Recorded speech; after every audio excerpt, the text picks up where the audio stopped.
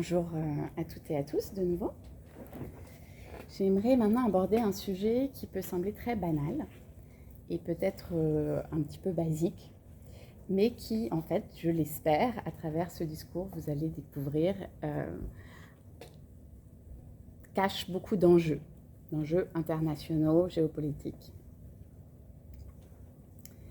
Et on pourrait résumer l'idée de ce discours par une phrase qui a été écrite par un historien à propos du petit déjeuner, qui dit que lorsque le petit déjeuner devient petit, le monde est déjà devenu grand.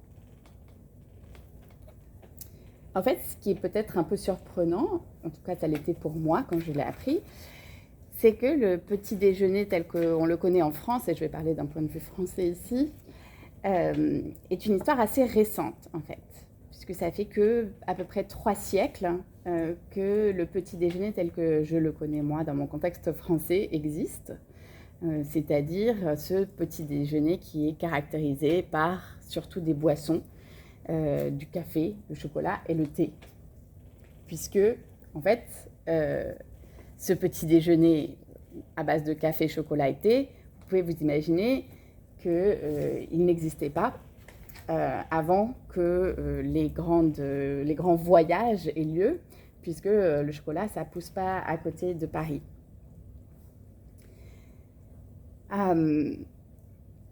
Et donc, en fait, avant, même peut-être vos grands-parents, si vous avez des grands-parents en France ou dans le milieu francophone, eh bien, on ne parlait pas de petit déjeuner, on disait juste le déjeuner pour le premier repas de la journée. Et ensuite, on dînait à midi et on soupait le soir. Et d'ailleurs, si vous allez au Canada ou en Belgique, c'est encore comme ça qu'on désigne les repas de la journée. Il ne faut pas se tromper. Et l'adjectif petit qu'on a rajouté au petit déjeuner, ça a commencé à Paris au début du 19e siècle. La pratique, elle, du petit déjeuner, c'est-à-dire d'un repas très léger à base de thé, café, chocolat, elle date d'un petit peu avant, déjà du début du XVIIIe siècle, dans les grandes villes européennes, donc Londres, Amsterdam, Paris, donc toutes ces villes qui, évidemment, ont un rapport avec le commerce international, les plantations tropicales. Donc c'est un rite tout nouveau qui s'est ensuite propagé très rapidement dans l'ensemble de la population et qui va donc supplanter en fait ou remplacer ce repas traditionnel qui était le premier repas de la journée et qui était comme tous les autres repas, que ce soit à midi ou le soir, donc salé, à base de soupe par exemple.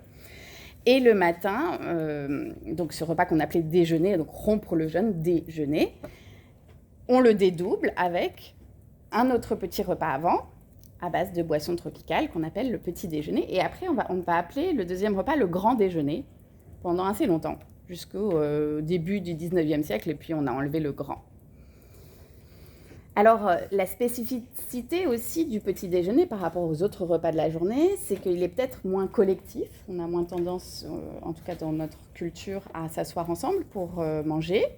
Et puis, il est surtout basé sur ses boissons. Et aussi, une autre spécificité du petit déjeuner par rapport aux autres, c'est qu'on prend la même chose en général le matin, alors que le midi et le soir, on ne va pas manger la même chose tous les jours. L'idée de se demander qu'est-ce qu'on va manger aujourd'hui, ça ne se pose pas le matin.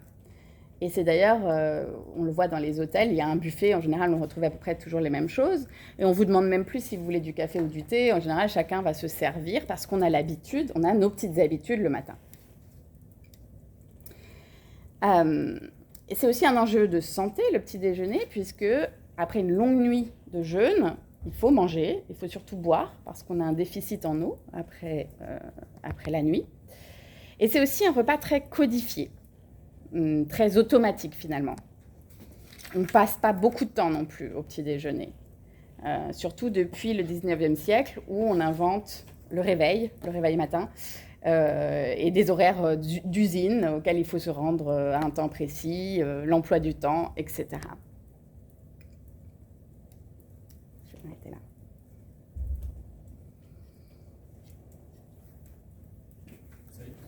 Mm-hmm.